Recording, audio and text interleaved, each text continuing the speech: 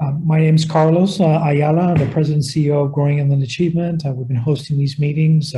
We are 2 weeks away from the submission of the grant, and this group that we have right now is our richest resource for preparing this grant. We've done a little bit of writing we want to share with you today and get your reaction to it. We anticipate having more writing available. We have about 8 to 12 people doing writing right now, bringing information forward, and we can fill you in more about that if you have any questions later in the breakout rooms. We have different components to the grant. If you go to the agenda, if someone could drop it in there with a link in there in the chat, that'd be fantastic. You'll see that there are multiple components of the grant that we want to get feedback to you from you on as we begin to move forward. This afternoon, I'm going to be meeting with Kim Wilcox, Diana Rodriguez, and Sheila Thornton to flesh out more of the steering committee expectations, and I'll be sharing that at our website this afternoon, so you'll get a chance to take a look at that. No invites have gone out yet, but we anticipate those going out shortly, early next week potentially. I know many of you have made recommendations to me, and those are the names that I'm feeding forward.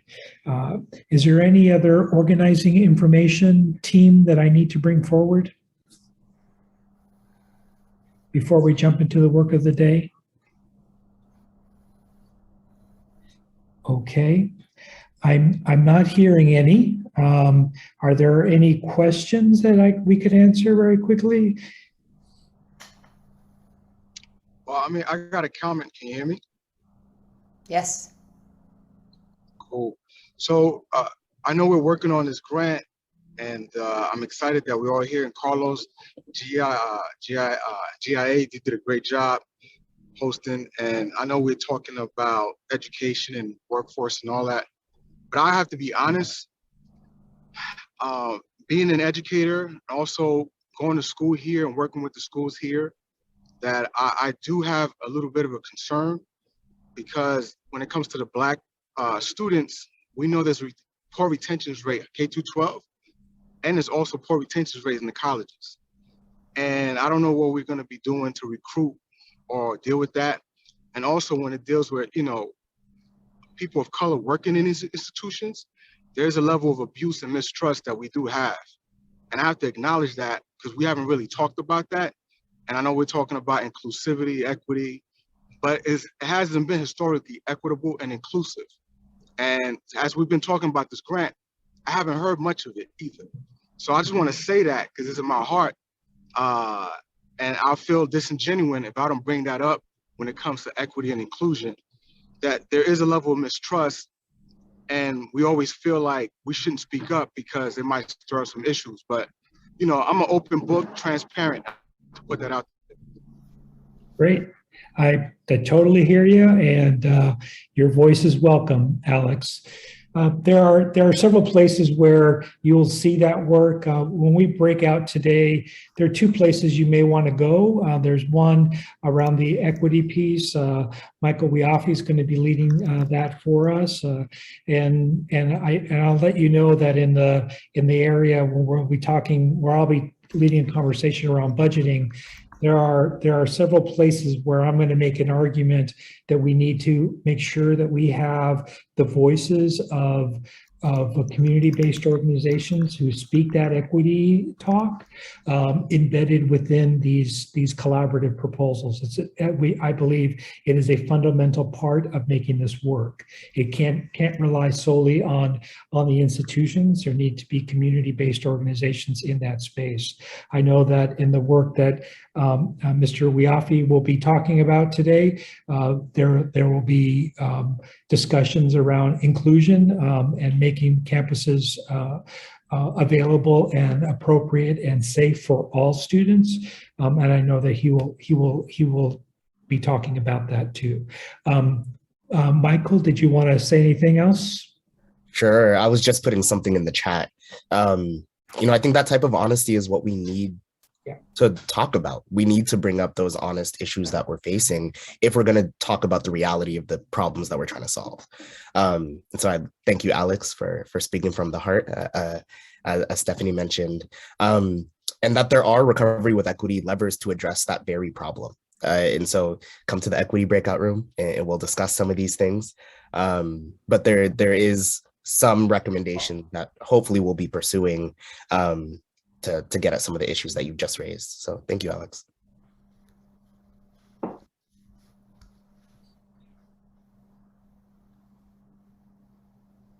Thank you, Stephanie, also for our special populations. Yeah. So let's jump into the problem statement. Michael wrote a couple of sentences, and he blew us away the other day with the way he framed it, and so we wanted him to kind of talk a little bit about the problem statement. So I'll pass it on to you, sir.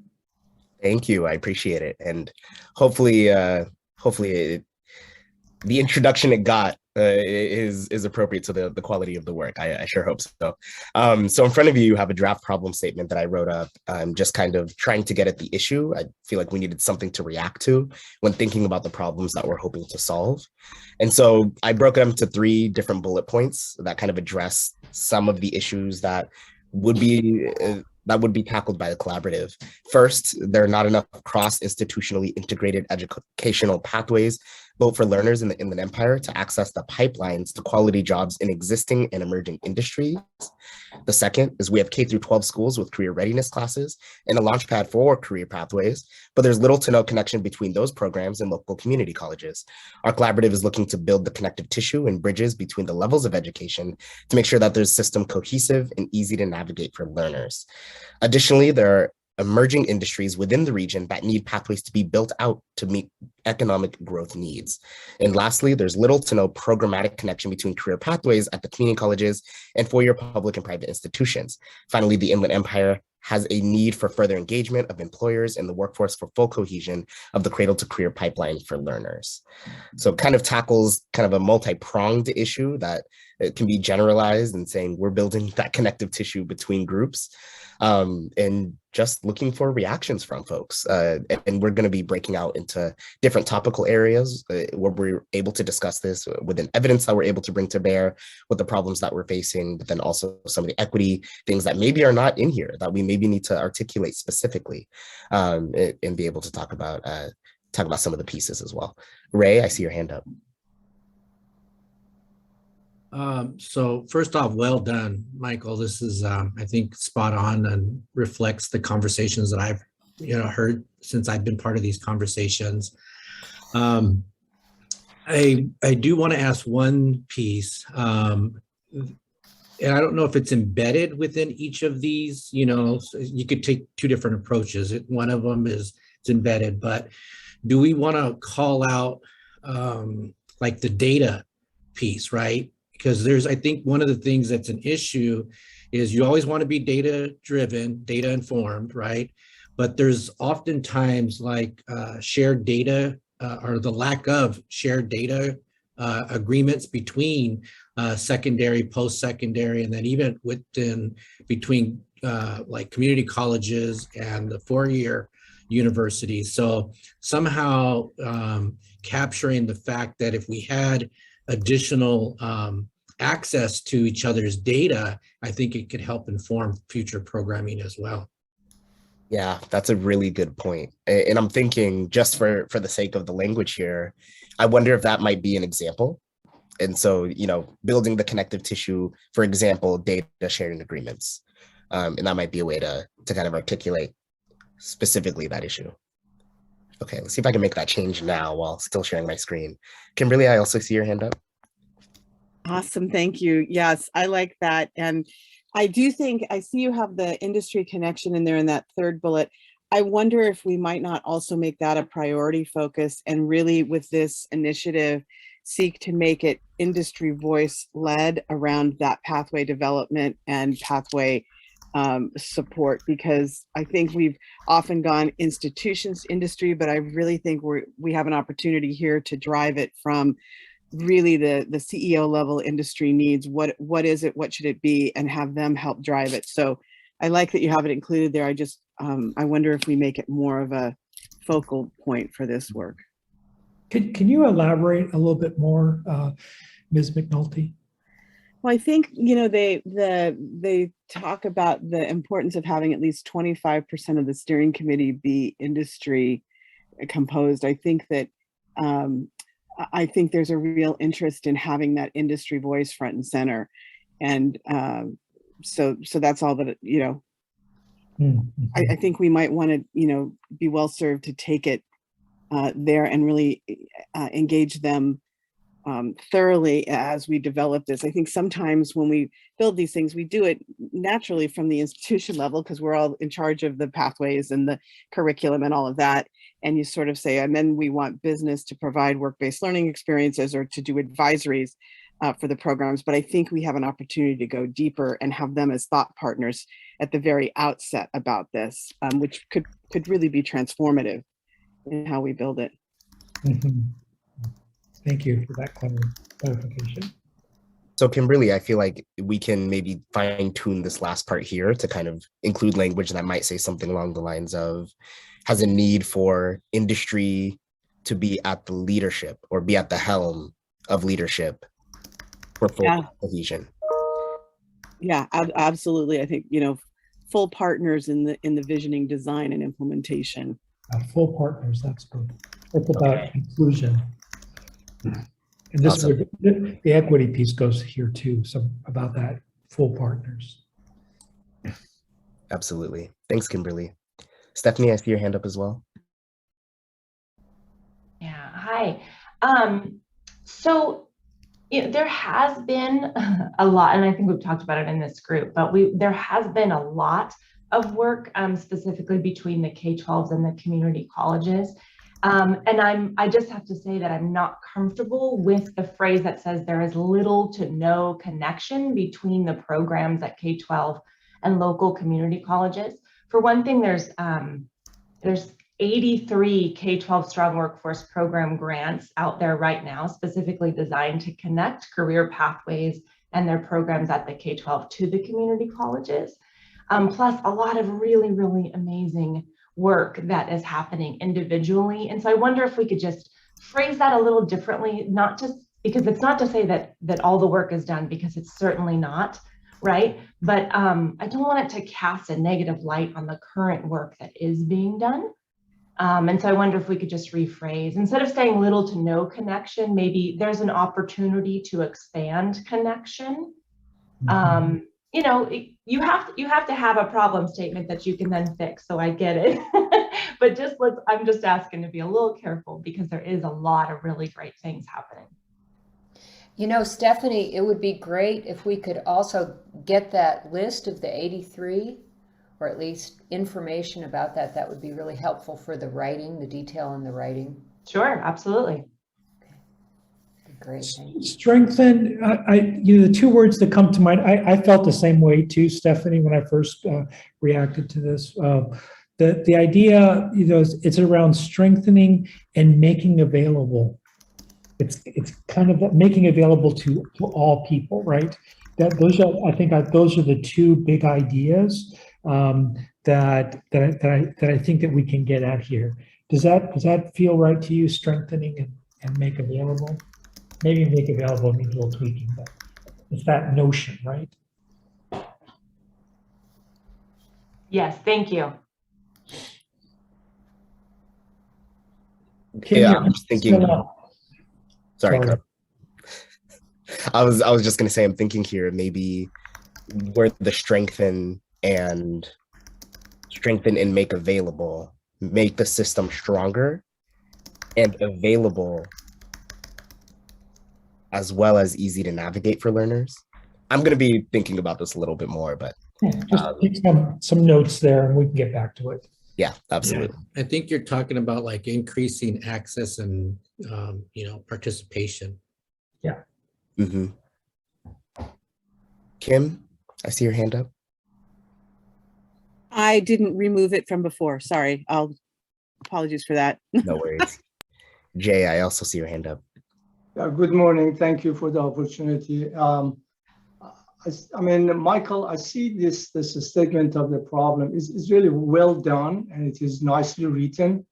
I have two questions. Number one, I'm going to go back to what Alex mentioned, inclusiveness, and you say that, you reach some group of people who sat down and develop and start writing the grant.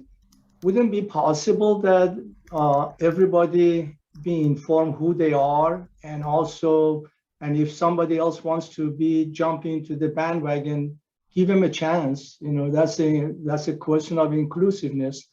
And also another thing, I see that you are referring to the K-12. Have you looked into what has been done in the past by some other institution, for example, like CSUSB, that we've been in K-12 pathway with community colleges and four-year colleges, and who is the representative from CSUSB? I am one of them, and I know there is another colleagues of mine. Is there anyone that we don't know of that? So this is something that I refer to what Alex mentioned, inclusiveness. And it is still not clear to me. Thank you. Yeah. Let me respond to Jay. So we have folks that have been meeting in the pathways. We had some people do a little bit of writing. We anticipate sharing all of this stuff with everybody for next week, so people can react to it, and so we can begin getting some feedback. Jay, if there's a specific area where you want to focus in on, please let us know, and we can insert you in there, and get you going. Yeah, Carlos, I think on the breakout room I mentioned, and some of my colleagues mentioned too, we were talking specifically about logistics and cybersecurity, and these are the two most popular areas that the Inland Empire basically touch bases on those. I'm wondering that is anything related to those areas? We work on the pathway to logistics. We have worked in the past on the pathway to cybersecurity. Have they been done anything in that kind of a draft that you are putting together? Yeah. And if so, who is that person? Yeah, so reach out to Michael Wangler. He's on this call. He's been hosting the cybersecurity, the computer science engineering space, and he can inform you about that piece there, Jay. Okay, thank you. Carlos, Yeah. if you don't mind, may I jump in here just to follow up on what Jay was saying? At CSUSB, I know that Beth reached out to me for us to identify our educational pathways, and we're working on that right now. However, in connecting with the deans of the various colleges, they are asking questions which are similar to what Jay is asking. And that's what other pathways are we looking at? Because they have a number of things like the logistics he mentioned. Is there somebody who's collecting all those information so that we're sure that all the various pathways that we have are represented? Because right now, all I'm working on is education pathway.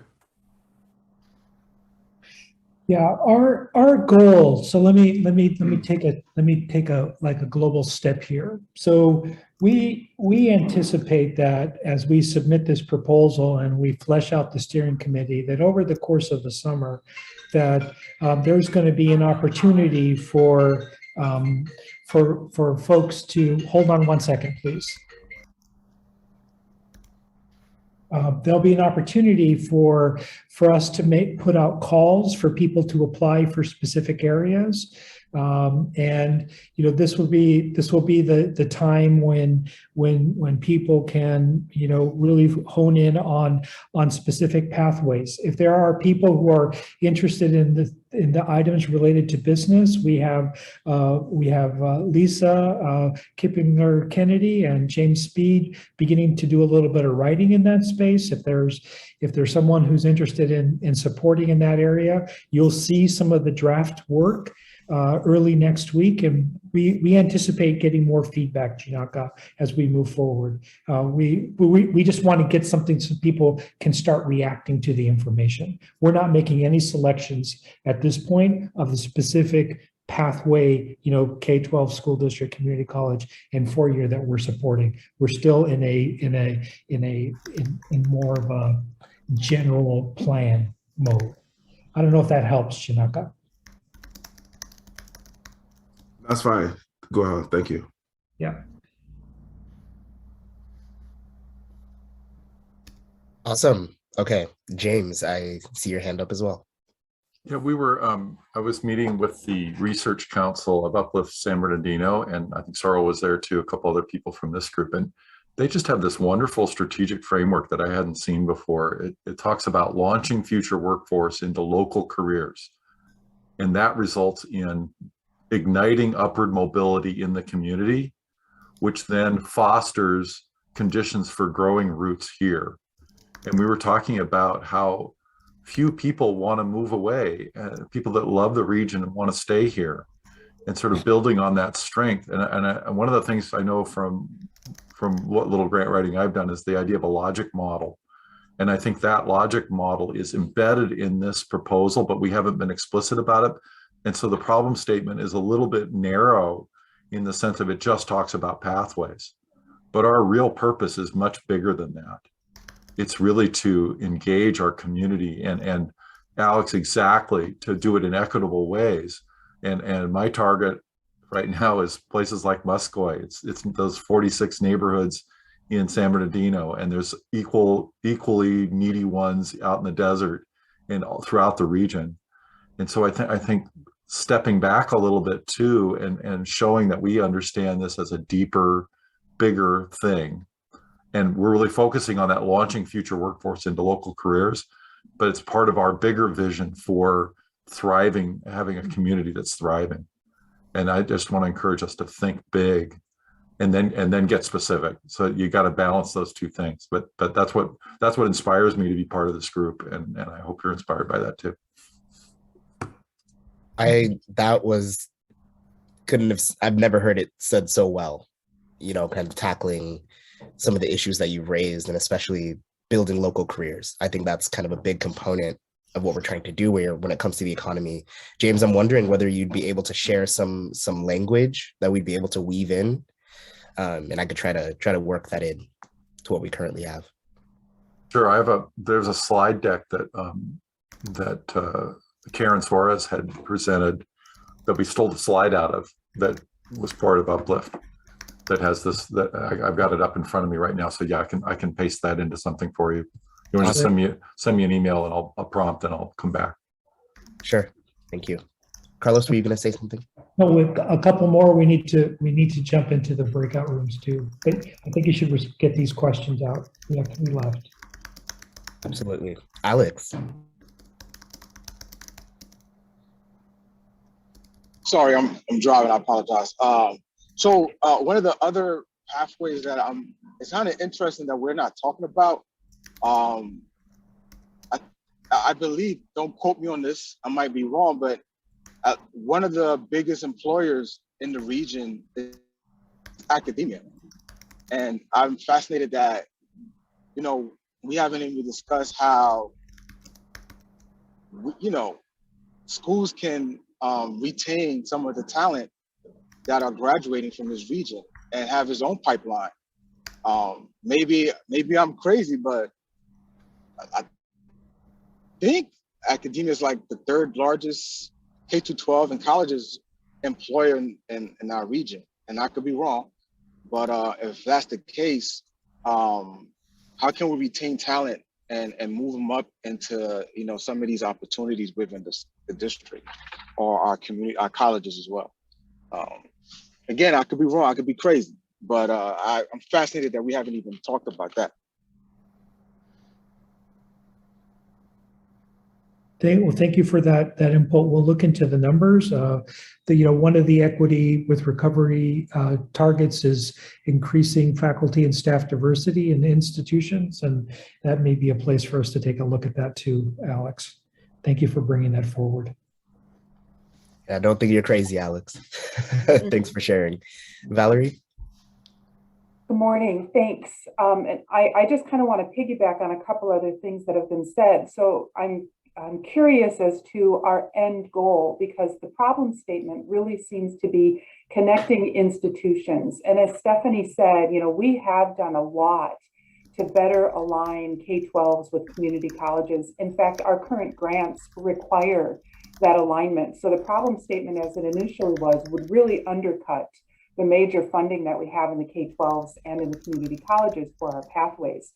So that said, if, as James said, our goal is really to target industry, then we are being, I think, awfully narrow if all we're doing is perpetuating our students going to get more schooling.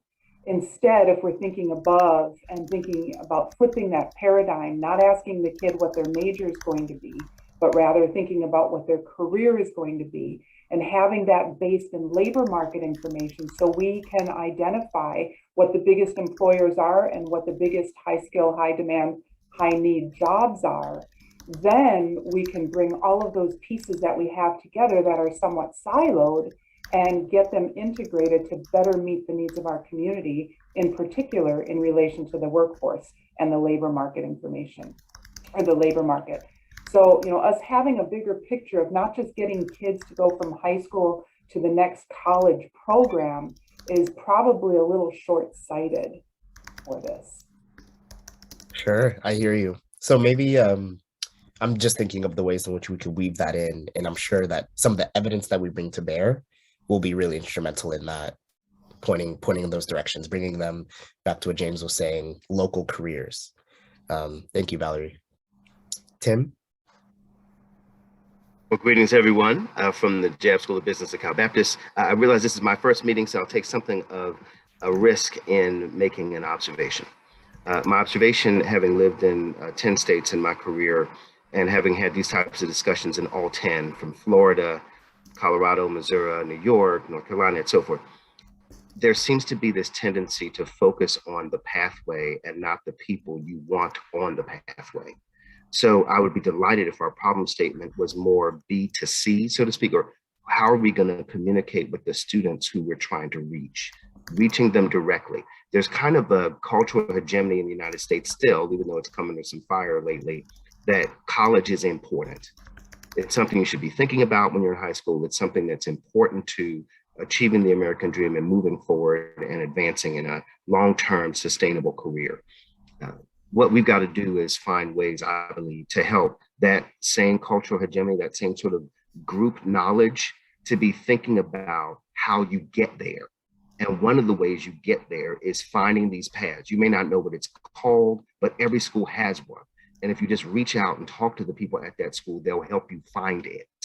I think that's an important aspect, and I don't think our problem statement would be complete without the communication directly to the students we're trying to reach. It was something very interesting, Tim, that we learned about the Fresnos. They're doing something similar. They're maybe ahead of us in some ways. One of their biggest challenges has been with the recruitment of students in the space. And so we really need to be upfront about that piece for sure. Thank you for that. Very important. Thank you, Tim. And I saw a hand, but it just went down. So I want to make sure, are there any other, I know we have to get to the, We should jump into those breakout sessions. People can continue making comments there too, Michael.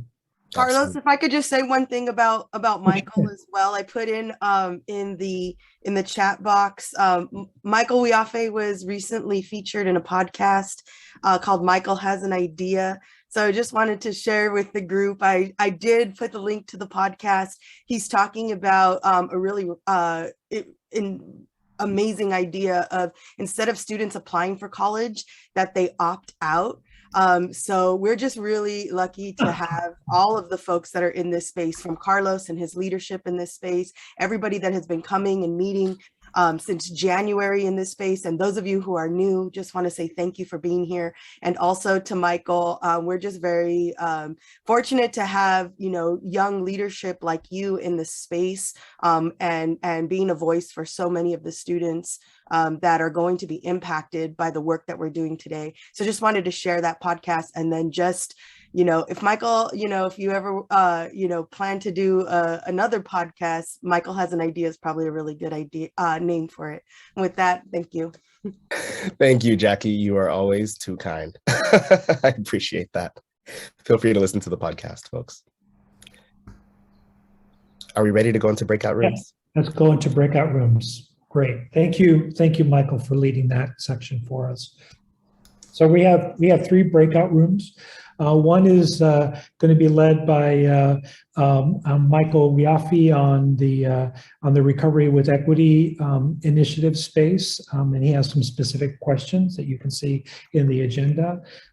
There's going to be another one around the evidence piece and measures, and I believe Sorrel is going to be leading that one for us today, and I'm going to be leading a discussion around budgets, just the categories of budgets, and share some ideas with the attendees there about that work. And then Michael Wangler will stay back and answer any additional questions, that you may have that are more general questions. I think I got that right. Can someone in my team acknowledge me with a thumbs up? Okay, all right, so let's go ahead and adjourn to breakout rooms. We'll be coming back just before the close of this meeting. And so we'll see you there.